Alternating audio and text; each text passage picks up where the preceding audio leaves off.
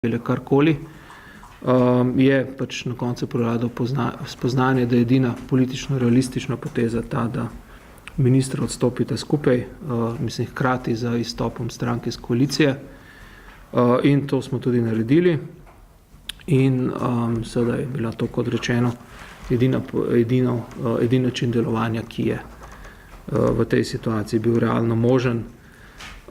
Kot finančni minister seveda upam, da se bo v politiki hitro našla rešitev za sedanjo situacijo, tako da bo čim krajša pot do neke nove vlade s trdno parlamentarno večino z jasnim mandatom za nadaljevanje reform, da bo pri iskanju teh rešitev morda tudi več premišljenosti, kot je bilo v politiki v zadnjih tednih. In seveda, če bo za to pot, da pridemo do nove vlade, ki bo imela podporo za reforme in trdno večino v parlamentu za sabo, če bo za to potrebno izpeljati volitve, potem bi bilo dobro, da do njih pride brez odlašanja in da se ta čas čim hitreje skrajša, čim bolj skrajša, kot je možno. Ja. Marko Vitelo, minister, zanima me, kako se razlagate dejstvo, da vlada včeraj ni razpravljala o klasifikaciji, o predlogih za slabo banko in glede nadzornikov holdinga. Ja, vlada je včeraj imela relativno kratko sejo, na kateri so bile očitno zgolj najnujnejše točke. Imeli smo veliko razprave o nekaterih zadevah pod zaprto sejo. Tako da jaz, kot sem rekel, vsi te predloge, ki sem jih omenil, so v vladni proceduri, mislim, da je bilo odgovorno, da jih vlada prihodnji teden tudi obravnava in se da po možnosti sprejme. Pričakujete, da bodo sprejeti v takšnem predlogu, kot jih je ministrstvo predlagalo? Večina teh stvari, ki smo jih predlagali, klasifikacija prav gotovo, tudi imenovanje mednarodno uveljavljenih oseb za nadzornike slabe banke, je bila predmet koalicijskega usklajevanja, tam ni bilo nobenih pomislekov, tako da ne vidim razloga, da ne bi bilo to na takšen način sprejeto. Lahko v klasifikaciji kaj več poveste? Zdaj, to gradivo je pod oznako interno in pod oznako interno je zaradi tega, da pač najprej se vlada opredeli do tega, kaj dejansko želi predlagati, potem se pa lahko začne razprava o tem. Tako da ne bi kaj več povedal. Ja, gospod minister, eno vprašanje najprej glede vaše nadaljnje usode. Če bi prišlo mogoče do kakšne projektne prihodne vlade, bi bili pripravljeni sodelovati kot minister tudi v njej, če bi prišlo do takega dogovora, oziroma kakšna je vaša nadaljna pot, ostajati v politike ali se vračati v akademsko sfero? Pa še eno kratko vprašanje. Dobili smo informacijo, da ne bi bil danes popoldne na ministrstvu sestanek glede reševanja trenutne dokaj velike zagate v Lipici turizmu, oziroma v pogledanju Lipice. Ja, zdaj, kar se tiče moje nadaljne usode, mislim, da iz tega, kar sem povedal, dovolj jasno bilo, da je veliko nalog bilo opravljenih, s katerimi sem zadovoljen, da je veliko tistih stvari ostalo, s katerimi bi se rad še ukvarjal, če bo za to možnost. Sem to pripravljen početi še naprej, seveda pa ne za vsako ceno in ne seveda v neki vladi pa z neko parlamentarno večino, ki ne bi teh reform dovolj jasno podpirali. Tako da to se bo seveda pokazalo v naslednjih, upam, da tednih, ne mesecih in od tega je seveda tudi odvisna ta izbira med akademsko ali pa kakšno drugo kariero in politično. Zdaj, kar se tiče Lipice, problem Lipice poznamo, jaz ne vem, je ta sestanek danes ali kakšen drug dan, smo se pa dogovorili seveda, da tak sestanek naredimo in da skušamo najti neko rešitev, kot jaz tam razumem, gre za to, da so zastavili relativno ambiciozen razvoj turistične dejavnosti, da pa seveda turizem ponavadi prinaša prihodke v poletni sezoni predvsem in da to takrat treba najti neke zakonite, finančno vzdržne, ne gre za veliko denarja, ampak predvsem zakonite in izvedljive rešitve. In o tem se na teh sestankih pogovarjamo, ali pa se bomo pogovarjali, kaj je možno in kaj ni. Nisem pa ne bom jaz osebno sodeloval pri tem. Zato tudi ne vem, kdaj je točno ta sestanek. Marja Novak Reuters. Zanima me, zakaj je bilo prejšnji teden z vlade umaknjeno program financiranja državnega proračuna in a ga boste obravnavali, ne vem, v naslednjih tednih, dneh. In ali mislite, da bi Slovenija lahko izdala kakšno obveznico v času, ko ima vlado, ki nima večine v parlamentu, ali se vam zdi to nemogoče, da bi bila cena absolutno previsoka? Zdaj, program zadolževanja oziroma financiranja državnega proračuna je bil umaknjen, zato smo lahko dodali še en sklep, ki je ta, da minister za finance za izdajo obveznic potrebuje soglasje vlade, doslej ni bilo tako, se je ministrstvo avtonomno o tem odločalo. Jaz s takšnim sklepom ni nobenega problema in tudi razumem, glede na to, da je pač izdajanje obveznic postalo nekaj, kar je zelo pomembno, veliko več kot zgolj tehnično pravilo, nažalost. Zdaj, jaz pričakujem, ne vidim razloga, zakaj to ne bi moglo biti naslednji teden obravnavano, kot sem že rekel. Zdaj, kar se tiče izdaje obveznic, če pogledamo samo zahtevano donosnost, je ta v območju, kjer je gotovo možno izdajati vrednostne papirje, je pa veliko vprašanj, seveda povezanih, vsi vlagatelji bi nas sprašali, kako se bo razvila politična kriza. Na to mislim, da nihče v tej državi ta hip nima odgovora, ki bi bil zanesljiv, ki bi imel neko potrebno verodostojnost, ker so možni zelo različni scenariji. Tako da tisto, kar je morda najlažje narediti, je seveda tako imenovani RETEP, to se pravi, da od obstoječih investitorjev jim ponudiš še dodatne vrednostne, dodatne količine obveznic, ker nas te investitorji že poznajo in ker nam seveda do neke mere tudi zaupajo.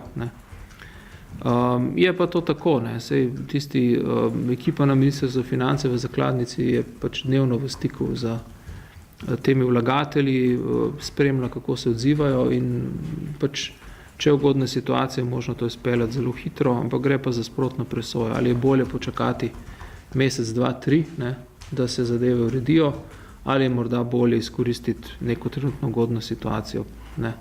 Tako da se bojo pa te razmere seveda verjetno precej živahne, se pravi, odziv finančnih trgov na to, kar se v Sloveniji dogaja in pač bo treba tukaj najti najboljšo možnost.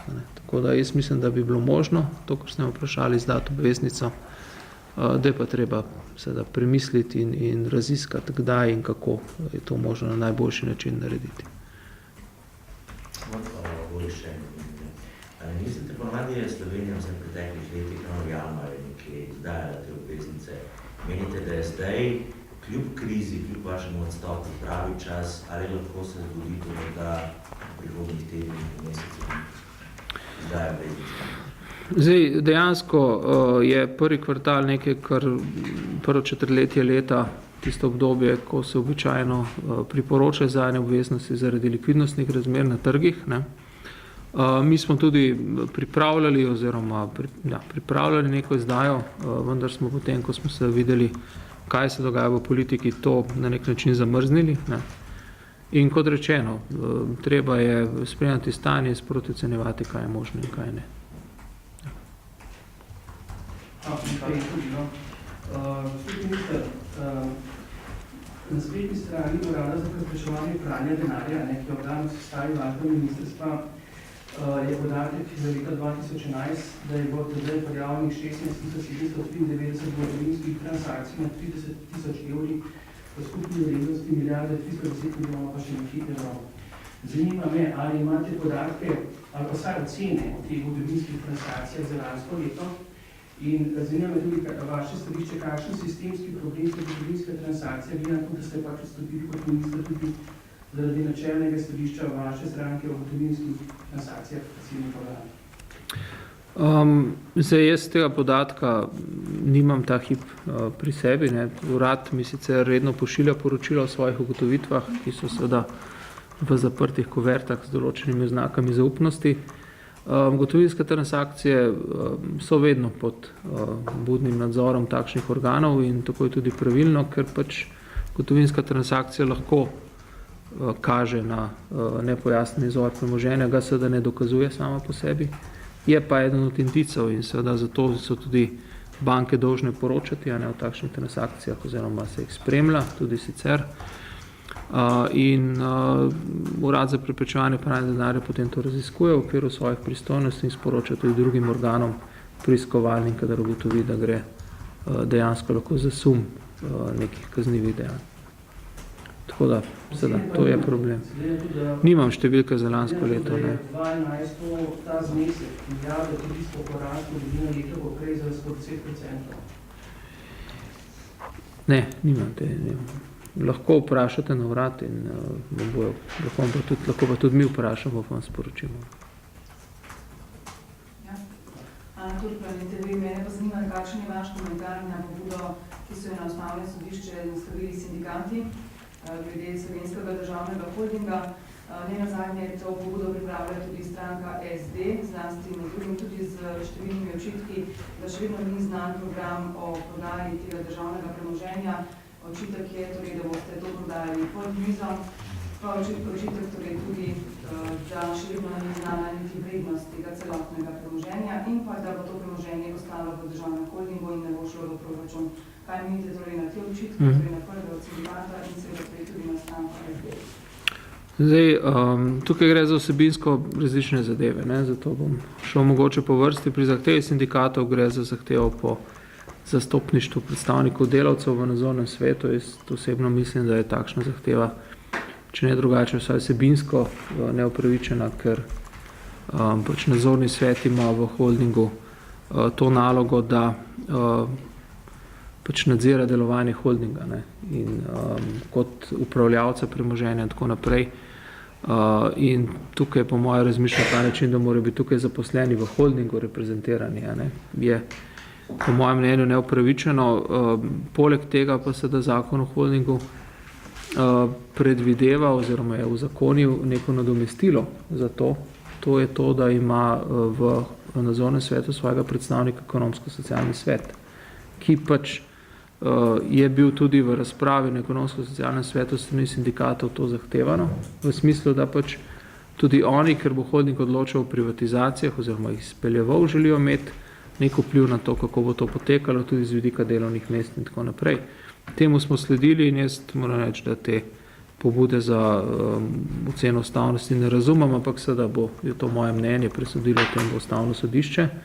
Kar se tiče pobude, ki jo pripravljajo socialni demokrati, koliko razumem, gre za pobudo, ki sledi zlasti nekaterim opozorilom dr. Pirnata, ki jih je tudi povedal, ko se je zakon sprejemal, tudi objavil v enem od člankov. Ne.